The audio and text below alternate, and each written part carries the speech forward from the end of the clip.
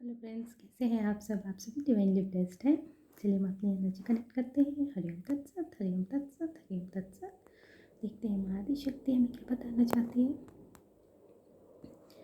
Friends, सनातन धर्म में जो भी चीज़ें उपलब्ध हैं वो सब चीज़ों का जो निरूपण है वो सिर्फ और सिर्फ द्वैत के लिए ही हुआ है। और द्वैत में इसका जो तात्पर्य निकल के आता है, जो उसकी कनेक्टिविटी निकल के आती है, वो किस तरह से निकल के आती है, इसका ही सामंजस्य बैठाना अति आवश्यक है। जैसे कि सनातन धर्म में वर्ण व्यवस्था को उत्तम और उच्चतम स्थान दिया गया है। इस तरह से कार्य करने के में आपको एकता का अनुभव होता है। सबके विचार के अनुकूल आसानी से कार्य संपन्न होते हैं। लेकिन ये जो हम बात करते हैं कि सिर्फ अद्वैत के लिए ही सारी सुविधाएं, सारी चीज़ें उपलब्ध कराई गई हैं, चाहे वो वेद शास्त्र जो भी हैं, जितने भी शब्द हैं इस ब्रह्मांड में, जितनी भी रचनाएं हैं, तो ये वर्ण आश्रम जो है वो एक आत्मा में ही निरूपित है। जैसे कि ब्राह्मण जो है वो स्वाध्याय करते हैं, जिससे कि उन्हें ये बोध होता है कि हमारी जो एक आत्मा है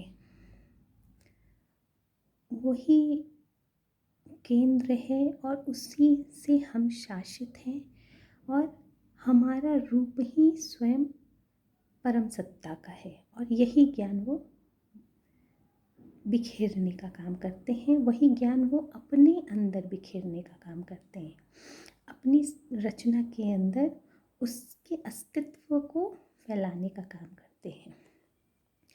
जो क्षत्रिय धर्म है, जो हमारी शरीर की जो व्यवस्था है, उसमें जितने भी ज्ञानेंद्रियाँ हैं, जितेंद्रियाँ हैं, उनको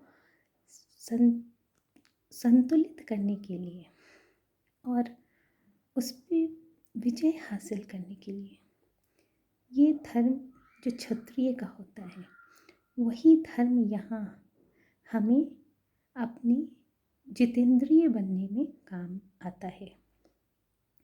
जो हमारी वैश्य व्यवस्था है वो जिस तरह से समाज में भी शूद्रों पर निर्भर करती है, वैसे ही जो शूद्र की भांति हमारे जो हाथ हैं, पैर हैं, जो हमारी इंद्रियां हैं, वो संलग्न रहती हैं हमारे शरीर को की देख रेख में, हमारे शरीर को स्वस्थ रखने के लिए तत्पर रहती हैं। और उस तत्परता से ये होता है कि हमारे जो अंदर की व्यवस्था है, जैसे कि आपका हार्ट काम करता है, आपकी किडनी काम करती है, आपके लंग्स काम करते हैं, जितने भी अंग हैं हमारे, उनका जो व्यवहार होता है वो अगर शूद्र काम करना बंद कर दे, अगर अपना ध्यान रखना बंद कर दे, तो ये अंग जो होते हैं विकृत होते चले जाते हैं। तो उनका भी जो कार्य है वो संतुलित रूप से नहीं चल पाता है। इसलिए ये जो कार्य किया जाता है शरीर के इंद्रियों के द्वारा, तो उससे क्या होता है कि जो अंदर का जो व्यापार है, जो अंदर के कार्य हैं अंगों के, वो संचालित रूप से चलते रहते हैं, जिससे कि शरीर पोषित भी होते रहता है और वो आत्मा को स्वस्थ रखने में कारगर होता है।